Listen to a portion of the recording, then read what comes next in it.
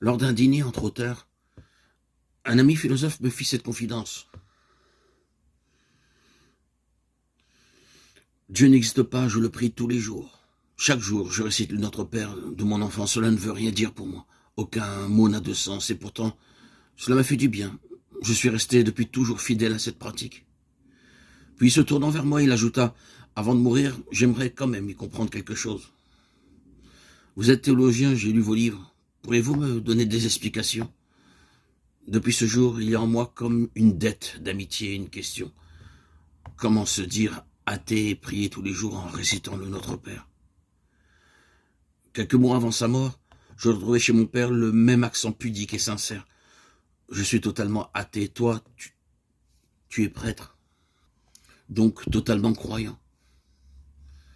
J'ai toujours été inquiet à propos de ces totalement.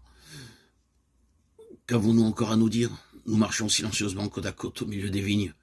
Il poursuivit, je suis ton père, tu es mon fils, que tu le veuilles ou non. Nous allons mourir, c'est tout.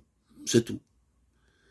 Je sais qu'il entendit mon point d'interrogation et avec un scepticisme à la fois amusé et bienveillant, il tendit l'oreille dans l'attente de mes explications. C'est donc une double dette amicale et filiale qui me pousse à écrire ce livre qui ne sera pas un commentaire savant du Notre Père.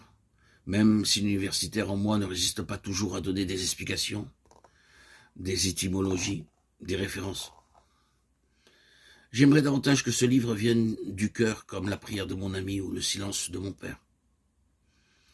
Lorsque les gens disent « je ne crois pas en Dieu, Dieu n'existe pas », que veulent-ils dire? Est-il possible de ne pas croire? On croit toujours à quelque chose. Moi, je ne crois pas. Je ne crois que ce que je vois. Mais ce que je vois, je ne le verrai pas toujours. Touche-moi ça. Ça, c'est du solide. Mais il n'est pas de roche qui ne s'érode, ni d'acier qui ne s'érouille. Aussi croyons-nous à des réalités matérielles, sensibles, palpables, visibles, audibles ou mesurables, qu'un peu d'observation nous révèle comme impermanentes buées de buées, disait le vieux Coëlette. Qu'est-ce qui ne mourra pas? Que restera-t-il quand il ne restera plus rien? Y aurait-il une seule réalité matérielle digne de foi ou de confiance? Si on ne veut pas se fier aux choses, au monde, aux étoiles livrées à leur entropie, peut-on se fier aux personnes? Donner notre foi, notre confiance à une parole. Il y a en effet qui croient à ce qu'on leur dit dans leur famille, à l'école, dans les journaux ou à la télévision. D'autres qui croient à ce qu'on écrit dans les livres. Pourtant, nous savons bien que l'histoire ne s'est pas passée exactement comme on la raconte. Même les livres les plus scientifiques sont des contes, c'est-à-dire des interprétations du réel. Certains croient à ce qu'ils disent, eux, à ce qu'ils savent, à ce qu'ils aiment. Même si un jour ils découvrent que leurs paroles sont sans lien avec la réalité, leur savoir insuffisant et leur amour d'une image ou d'une illustration, je crois, en moi, mais moi a parfois des accidents, moi est malade. Pire, moi vieillit. Il vieillit mieux, il est mortel.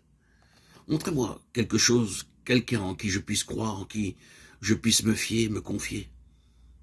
Même notre bel univers a commencé et il finira.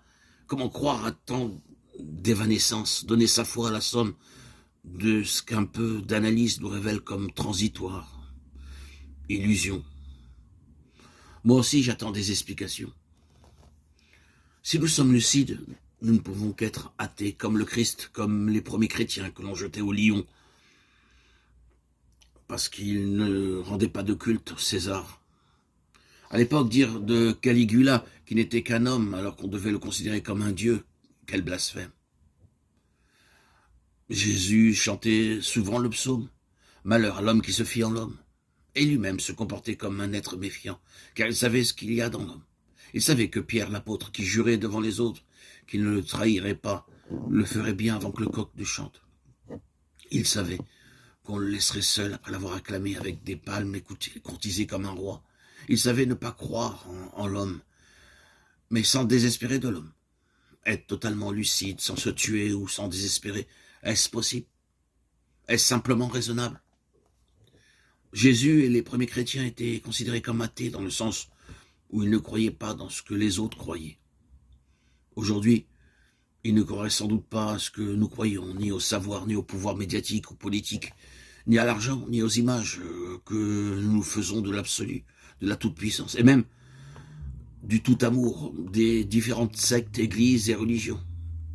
Ils considéreraient tout cela comme des idoles, des représentations humaines qui comblent de façon plus ou moins adéquate quelques-uns de nos manques les plus vitaux, des leurs, qui nous autorisent à vivre encore un temps, un peu de temps, avant que ce dont nous nous faisons un absolu, une certitude, dans laquelle nous mettons notre confiance, ne s'écroule